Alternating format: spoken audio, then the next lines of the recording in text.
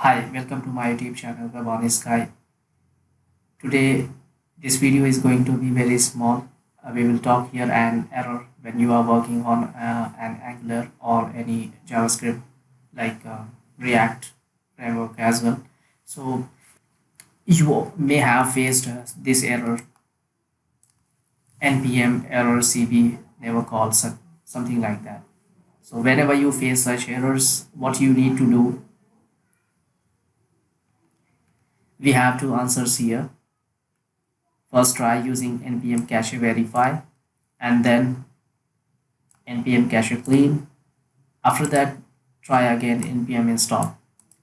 If this answer does not solve your issue or this error, you can follow the other answer like this: npm update shall be done. Also keep in mind that the older version are not compatible with Node version 14 and above.